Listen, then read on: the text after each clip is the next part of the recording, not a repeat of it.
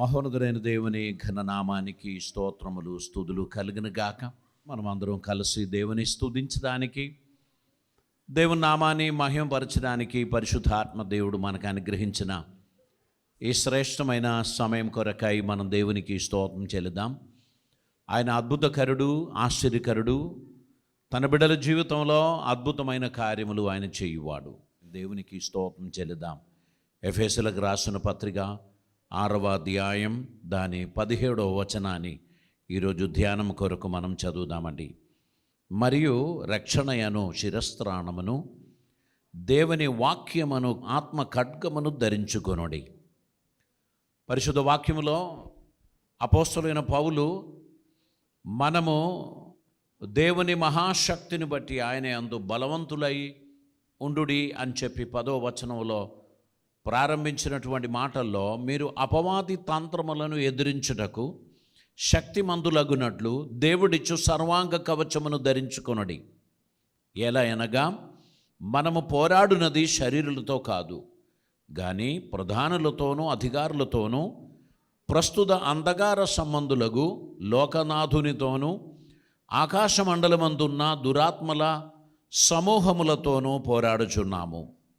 అందుచేతను మీరు ఆపద్దినమందు వారిని ఎదిరించుటకును సమస్తము నెరవేర్చిన వారై నిలువబడుటకును శక్తిమంతులగునట్లు దేవుడిచ్చు సర్వాంగ కవచము ధరించుకొనుడి. దేవునికి స్తోత్రం.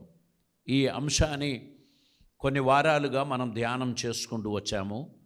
అందులో మొదటిది, ఏలయనగా మీ నడుమునకు సత్యమను దట్టి కట్టుకొనియు, రెండవదిగా నీతి అను మైమరు తొడుకొని, మూడవదిగా పాదములకు సమాధాన సువార్త వలనైన సిద్ధ మనస్సు అను జోడు తొడుకొని నిలువబడుడి.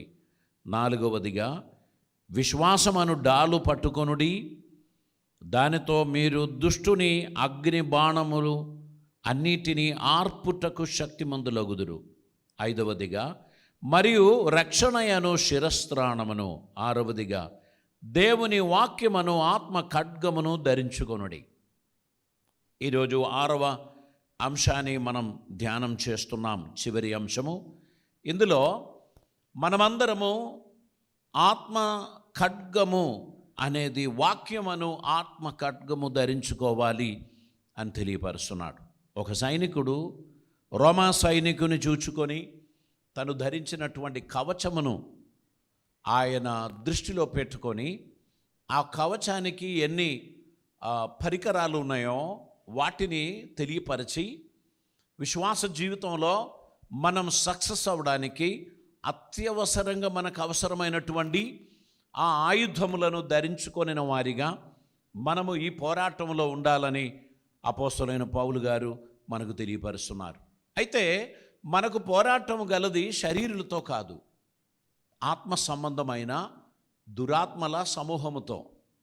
మన ఆత్మీయ జీవితాన్ని పడగొడుతూ విశ్వాసంలో ముందుకు సాగలేని స్థితి కలగజేయకుండా మనము క్రీస్తుకు ప్రియమైన బిడ్డలుగా నిలబడడానికి తగినట్లు మనము సర్వాంగ కవచము ధరించుకొనిన వారిగా దేవుని సన్నిధిలో నిలవాలని ప్రభు మనలని ప్రోత్సహిస్తున్నారు. దేవునికి స్తోత్రం.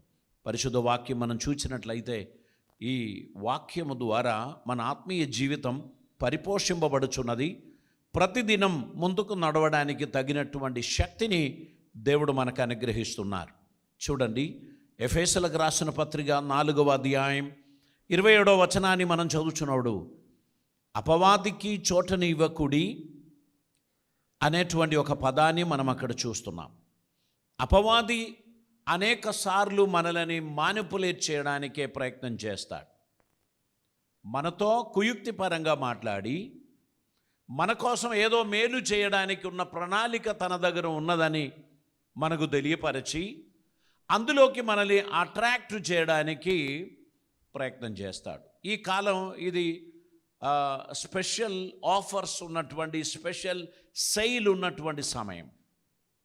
మీరు బయట చూచిన పెద్ద బోర్డులో సెయిల్ 60% అని కనిపిస్తుంది. అబ్బా, బ్రాండెడ్ ఐటమ్స్ 60% డిస్కౌంట్ అంటే టూ మచ్.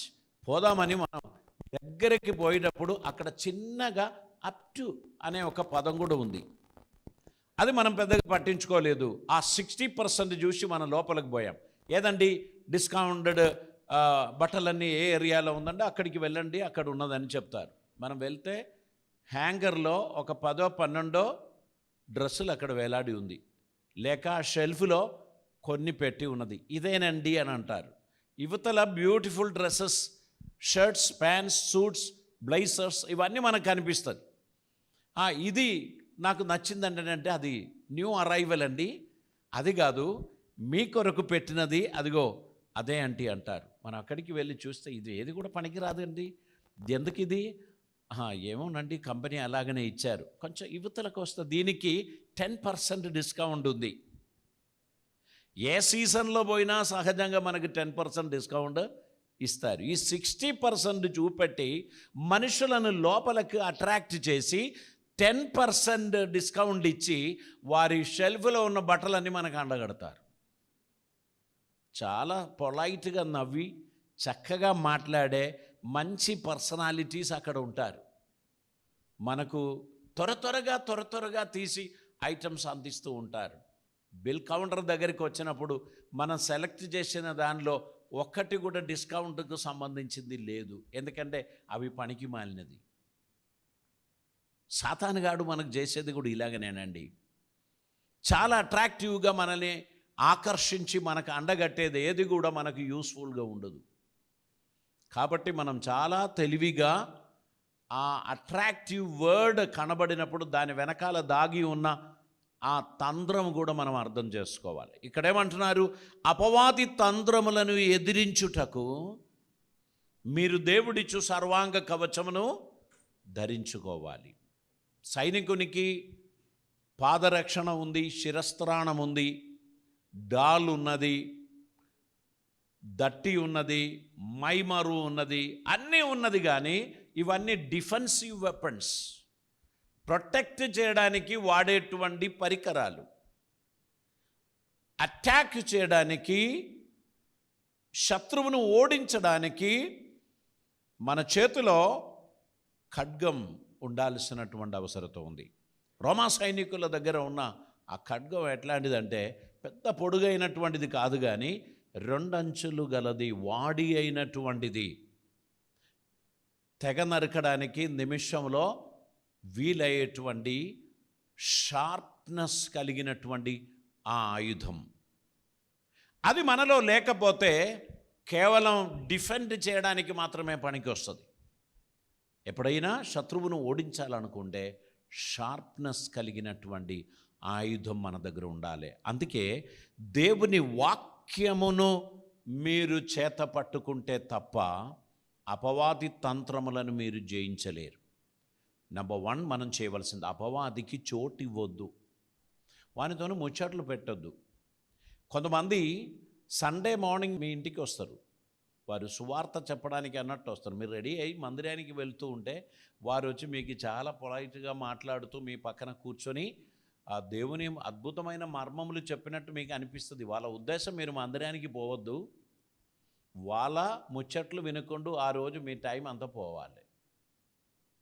అందులో వాస్తవంగా ఆత్మ సంబంధమైన జ్ఞానం లేనివారు, లోతైన వాక్య జ్ఞానం లేనివారు ఆ మాయలో పడిపోతారు. వారి ఆత్మీయ జీవితం కుప్పగూలడానికి ఇటువంటి ఏజెంట్లను సైతానుగాడు వాడుకుంటారు. వారు ఏదేదో చెప్పి మన మనస్సును వారు కన్ఫ్యూజ్ చేసి సత్యం కాని దానికి అట్రాక్ట్ అయ్యేటువంటి వారిగా మన మార్పు చెందడానికే అది పనికి వస్తుంది. కనుక జీవితంలో జాగ్రత్త కలిగిన వారిగా, దేవుని చిత్తం నెరవేర్చు వారిగా, దేవునికి ఇష్టలుగా ఉండడానికి ఆశించు ప్రతి ఒక్కరు గుర్తుపెట్టుకోండి, డిఫెన్సివ్ వెపన్స్ మాత్రమే కాదు, అటాక్ చేయడానికి ఉన్న షార్ప్నెస్ కలిగిన ఖడ్గం ధరించిన వారిగా మీరు ఉండాలి. ఇక్కడ నేను మాట్లాడేది భౌతికమైన ఆయుధములను గురించి కాదు. ఆత్మ ఖడ్గం అని చెప్తే దేవుని వాక్యమే అని స్పష్టంగా తెలియపరుస్తున్నారు. దేవుని వాక్యమును బోధించు వారిగా, దేవుని వాక్యమును పాటించు వారిగా, దేవుని వాక్యమును గైకొను వారిగా, దేవుని వాక్యమునకు లోబడిన వారిగా, మన ముందుకు వెళ్ళాల్సినటువంటి అవసరత ఉంది. దేవునికి స్తోత్రం. ఇక్కడ దేవుని కార్యం మన జీవితంలో నెరవేరడానికి వాక్యంలో వేరుపారిన వారిగా, మనం నాటబడిన వారిగా, దేవునికి ప్రియమైన బిడ్డలుగా నడవడానికి మనం ప్రయత్నం చేయాలి. యెహోషువ గ్రంథం దాని 1వ అధ్యాయం 8వ వచనాన్ని మనం చదువుతున్నటువంటి సమయంలో యెహోషువ దేవుని చేత పిలువబడినప్పుడు, మోషే మృతి చెందిన వెంటనే దేవుడు యెహోషువతో మాట్లాడడం మొదలుపెట్టాడు. 5వ వచనం నుంచి మాట్లాడుచున్నారు, కానీ 8వ వచనంలో ప్రాముఖ్యమైన ఒక మాట తెలియపరిచారు. ఈ ధర్మశాస్త్ర గ్రంథమును నువ్వు బోధింపక తప్పిపోకూడదు, దానిలో రాయబడిన వాటన్నిటినీ ప్రకారము చేయుటకు నీవు జాగ్రత్త పడినట్లు దీవారాత్రము దానిని ధ్యానించిన ఎడల నీ మార్గమును వర్ధిల్ల చేసుకొని చక్కగా ప్రవర్తించదవు. దేవునికి స్తోత్రం. ఇక్కడ ధర్మశాస్త్రమును బోధింపకుండా మానవద్దు, వాటిలో రాయబడిన ప్రకారం నువ్వు చేయడానికి జాగ్రత్త పడుము, మరియు దీవారాత్రము దానిని ధ్యానించిన ఎడల నీ మార్గమును వర్ధిల్ల చేస్తాను అని ప్రభు సెలవిచ్చిన మాట మనం చూస్తున్నాం. దేవునికి స్తోత్రం. దేవునికి ఇష్టలుగా నడవడానికి పిలువబడినటువంటి మనం, దేవుని కార్యం నెరవేర్చడానికి పిలువబడినటువంటి మనం, దేవునికి ఇష్టలుగా ఉండడానికి ఏర్పరచబడినటువంటి మనము దేవుని వాక్యములో సంపూర్ణత కలిగిన వారిగా ఉండడానికి మనం ప్రయత్నం చేయాలి. వాక్యములో కట్టబడిన వారిగా మనం ఉండడానికి ప్రయత్నం చేయాలి. దేవుని వాక్యమును ధరించిన వారిగా, లేక వాక్యమును మోసుకొని వెళ్ళుచున్నటువంటి వారిగా మనం నడిచినట్లయితే జీవిత యాత్రలో ఎక్కడ కూడా మనం ఓడిపోము. ఒక స్పిరిచువల్ వార్ఫేర్లో లేక ఆత్మీయ పోరాటంలో మనం ఉన్నాము అనేటువంటి విషయాన్ని గ్రహించిన కొలది ఈ పోరాటంలో మనం విజయం సాధించడానికి మనకు దేవుని వాక్యం చాలా ఇంపార్టెంట్గా ఉన్నది అని మనం గుర్తించాలి. యెహోషువ చిన్నవాడును, పరిపక్వతలో పరిపూర్ణుడు కాడు. ఎందుకంటే మోషే ఉన్నప్పుడు ఎవరు కూడా వారి సొంత శక్తి మీద ఆధారపడరు. మోషే చెప్పిన ఆజ్ఞలను నెరవేర్చువాడు, మోషే ఇచ్చిన ఆలోచనలను కంప్లీట్ చేయువాడిగా యెహోషువ ఉండడమును బట్టి యెహోషువ ఎప్పుడు కూడా స్వయంగా ఒక నిర్ణయం తీసుకోవాల్సినటువంటి అవసరం రాలేదు. ఇక్కడ ఇప్పుడు మోషే యొక్క ఆబ్సెన్స్లో యెహోషువ ఖచ్చితంగా ఆధారపడవలసినది దేవుని మీదనే. దేవుడు తన ధర్మశాస్త్రమును ఆయనకిచ్చి చెప్పుచున్నాడు, ఇది నీ నోటి నుంచి తొలగిపోకూడదు, ఇది బోధింపకుండా నీవు ఉండకూడదు. నీ బ్రతుకు దినములన్నిటను ఏ మనుష్యుడును నీ ఎదుట నిలువలేక ఉండును. నేను మోషేకు తోడై ఉండినట్లు నీకును తోడై ఉండును. నేను నిన్ను విడువను, నిన్ను ఎడబాయను, నిబ్బరము కలిగి ధైర్యముగా ఉండుము అని దేవుడు అతనితో మాట్లాడినట్లు మనం చూస్తున్నాం. అయితే శ్రేష్టమైన మాట, ఈ ధర్మశాస్త్రములోని మాటల నుండి నీవు తప్పిపోకూడదు. దీనిని ఖచ్చితంగా నువ్వు బోధించాలి, దీనిని పాటించడానికి ప్రజలను ప్రోత్సహించాలి. నీవు ఈ వాక్యమును ఎంతకాలం నీవు ఆధారపడతావో నీ దేవుడైన యెహోవా నీకు తోడై ఉండి నిన్ను నడిపించును. దేవునికి స్తోత్రం. నువ్వు వెళ్ళుచున్న ప్రతి మార్గములో నేను నీకు సహాయం చేస్తాను అని ప్రభు తెలియపరిచాడు. దేవునికి స్తోత్రం. మనం చాలా కాలం నుంచి దేవుని వాక్యం చదువుచున్నాం, దేవుని వాక్యం వింటున్నాము, దేవుని వాక్యాన్ని మనం అర్థం చేసుకుంటున్నాము. ఈ వాక్యం మన జీవితంలో అసలు ఏం చేస్తుంది? ఇప్పుడు మనం చూసాం, మన పిల్లలందరూ కూడా లేచి నిలబడి కంఠస్థ వాక్యములు చెప్పారు.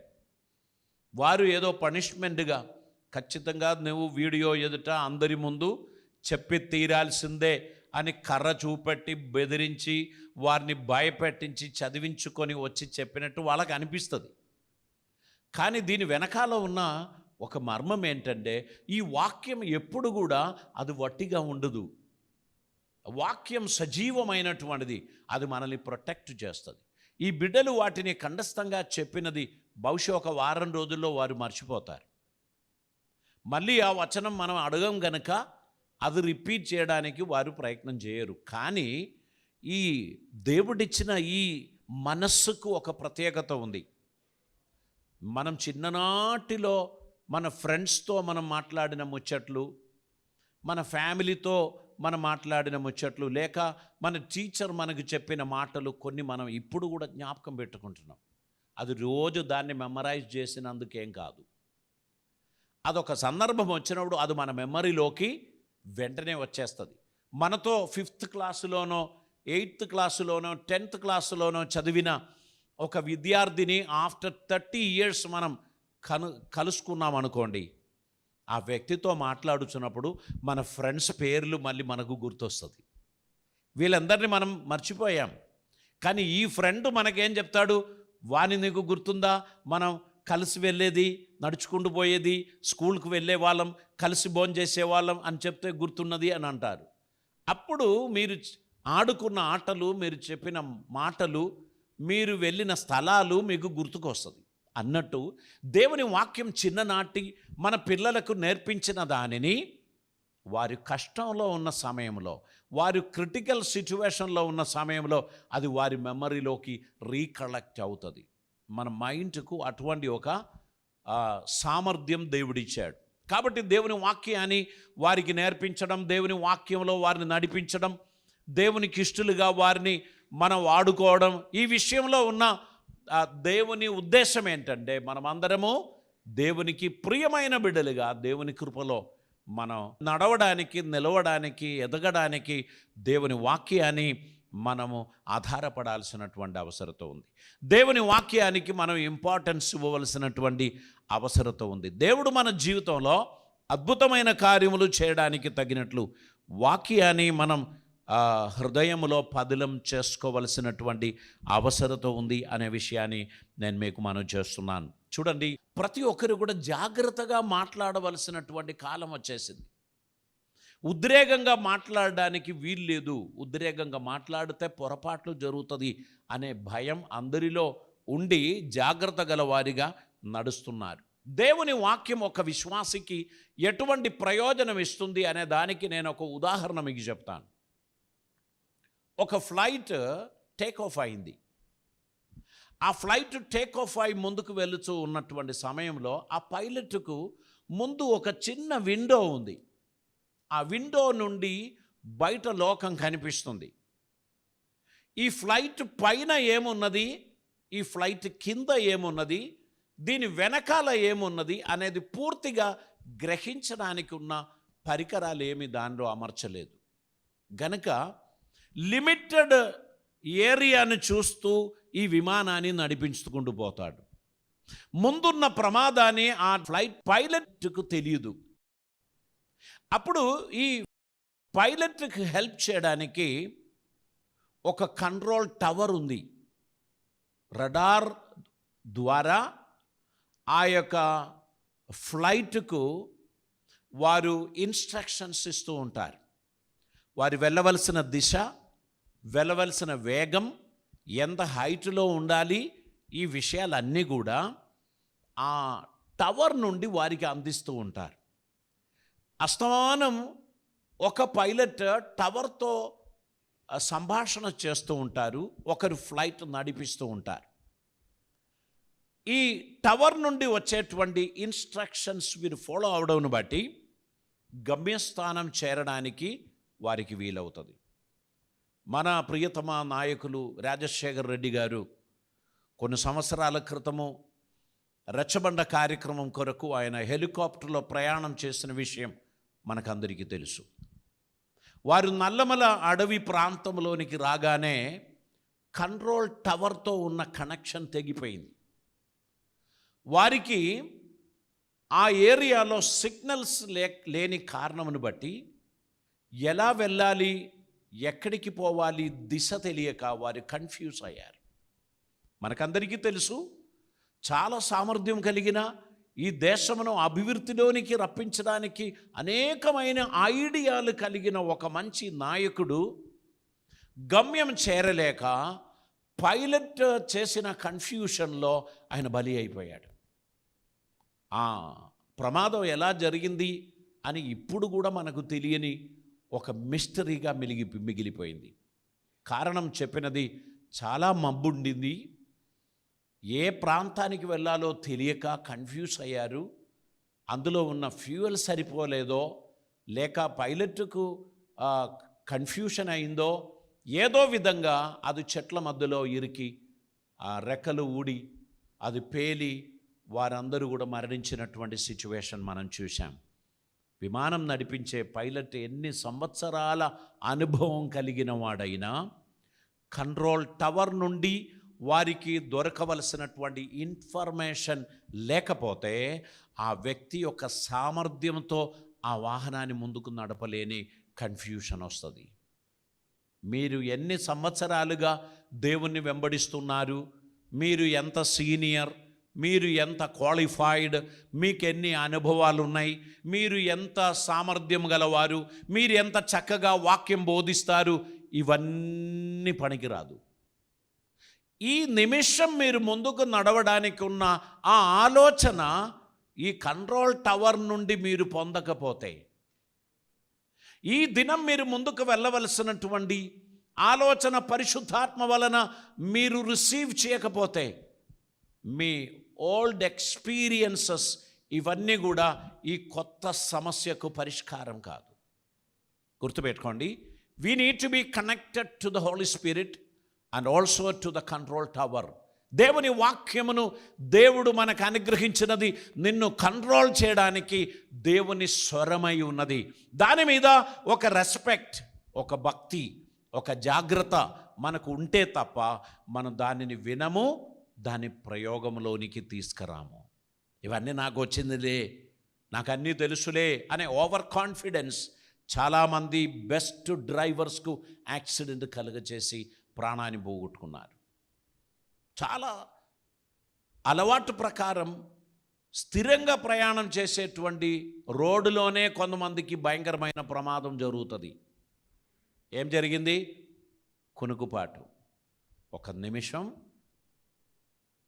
నిద్రపోయింది. నేను గల్ఫ్ కంట్రీలో వెళ్ళినప్పుడు ఒక సహోదరుడు చెప్పాడు, పాస్టర్ గారండి, డ్యూటీకి బయలుదేరినప్పుడే కొంచెం నిద్రపోతామండి, ఇంట్లో అసలే నెమ్మదిగా నిద్రపోవడానికి సమయం సరిపోవడం లేదు, డ్రైవింగ్లోనే నా నిద్ర అండి, అమ్మాయ బండి ఆపితే దిగిపోదాం అనుకున్నా.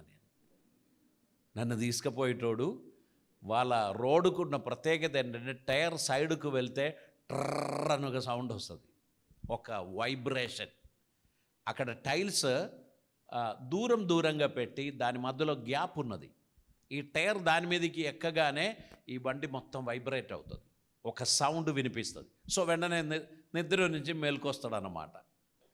ఆ వ్యక్తి చెప్పినప్పుడు నేను భయపడిపోయాను. మనం కూడా కొన్నిసార్లు నిద్రమత్తులో బండి నడిపిన అనుభవాలు మనకు ఉన్నాయి, కానీ అది ఎప్పటికైనా ప్రమాదాన్ని ఆహ్వానిస్తుంది అనే విషయం గుర్తుపెట్టుకోండి. తరచుగా నిద్రపోతూ బండి నడిపి గమ్యం చేరుదామని అనుకోకూడదు, అదేదో ఒక రోజు మనకు ముప్పు తీసుకొస్తుంది. గనక జీవితం ప్రతిదినం జాగ్రత్తగా మనం ముందుకు నడిపించడానికే దేవుడు మనల్ని పిలిచారు. ఈ కంట్రోల్ టవర్తో ఉన్న అనుక్షణ కనెక్షన్ తెగిపోయిందనుకో, మనం చేసేది ఏమీ ఉండదు. ఆ తర్వాత మనకంత కన్ఫ్యూషనే. సో జ్ఞానాన్ని మనం ఆధారపడతాం, స్వబుద్ధిని మనం ఆధారపడదాం. చాలాసార్లు ఈ స్వబుద్ధి మనకు నష్టాన్ని కలుగచేస్తుంది, ప్రమాదాన్ని కలుగచేస్తుంది. కనుక దేవుని వాక్యం అను ఈ కంట్రోల్ టవర్ నుంచి మనం తప్పిపోకూడదు. ఈ వాక్యం నుంచి మనం ఏమాత్రం తొలగిపోకూడదు. దేవుడు మనకు అనుగ్రహిస్తున్న ప్రతి ఆపర్చునిటీస్ సరిగా సద్వినియోగం చేయడానికి మన జీవితాన్ని మనం సమర్పించాల్సినటువంటి అవసరత ఉంది. 119వ కీర్తన దాని 11వ వచనాన్ని మనం చదువుదామండి. నీ ఎదుట నేను పాపం చేయకుండా ఉండునట్లు నా హృదయంలో నీ వాక్యము ఉంచుకొని ఉన్నాను. దేవునికి స్తోత్రం. దేవుని వాక్యమును మన హృదయంలో ఉంచుకోవడం ద్వారా దేవునికి ఇష్టం లేని పాపం చేయకుండా ముందుకు పోవడానికి తగిన శక్తిని, సామర్థ్యమును దేవుడు మనకు దయచేస్తాడు. మన జీవిత యాత్రలో మనం ఓడిపోకుండా ఉండడానికి, పడిపోకుండా ఉండడానికి దేవుడు తన కృపనిచ్చి మనల్ని నడిపిస్తారు. గనక మనం దేవుని వాక్యమును మన హృదయంలో ఉంచుకొని ధైర్యం కలిగిన వారిగా మనం ముందుకు పోవాల్సినటువంటి అవసరత ఉంది. దేవుని వాక్యం సజీవమైనది, జీవము గలది, మనకు ఆలోచనకర్తగా మనల్ని నడిపించడానికి సరైనటువంటిది. మనం నడవలసిన త్రోవ మనకు చూపించి, మనం చేయవలసిన కార్యములు చేయడానికి తగిన సామర్థ్యమునిచ్చి మనం నడిపించడానికి దేవుని వాక్యం శక్తివంతమైనది అనేటువంటి విషయాన్ని మనం గ్రహించాలి. దేవునికి స్తోత్రం. సాతాను చేత అనేక రకాలైన శోధనలు మన జీవితంలోనికి వస్తుంది. ఆ శోధనలు మన జీవితంలోనికి వచ్చినప్పుడు మనం కన్ఫ్యూజ్ అయితే మనం పడిపోవడానికి ఛాన్సెస్ ఉంది. మీరు కన్ఫ్యూజ్ అవ్వకూడదు, మీరు పడిపోకూడదు. దేవుని వాక్యంలో నిలవడానికి మీ జీవితాన్ని మీరు సమర్పించినప్పుడు దేవుడు మీ జీవితానికి అవసరమైన బలమును, శక్తిని దేవుడు మీకు అనుగ్రహిస్తారు. మన జీవితాన్ని ప్రభు సన్నిధిలో సమర్పిద్దాం, తల్లు వంచుదాం, ప్రార్థన చేద్దాం. పరిశుద్ధుడైన తండ్రి, కృపామయుడైన దేవా, నీకు వందనాలు. ఈరోజు మాతో మాట్లాడిన నీ మాటలను బట్టి స్తోత్రం. ఎయిర్ కంట్రోల్ టవర్ లాగా ఈ యొక్క వాక్యం మా జీవితంలో ప్రతిదినం హెచ్చరిక చేస్తూ మమ్మల్ని నడిపిస్తున్నందుకు నీకు వందనాలు. మా జీవితంలో మేము మార్పు చెందవలసిన ఏరియాలో జాగ్రత్త కలిగిన వారిగా నడవడానికి నీ కృప మాకు అనుగ్రహించమని ప్రార్థిస్తున్నాం. నీ బిడ్డలందరూ దీవించమని, అద్భుత కార్యములు జరిగించమని, మీ సన్నిధిని ప్రసాదించమని, ప్రతి ఒక్కరికి క్షేమాభివృద్ధి కలుగ చేయమని యేసయ్య పవిత్ర నామమున అడిగి ప్రార్థిస్తూ ఉంటున్నాం పరమ తండ్రి. ఆమేన్.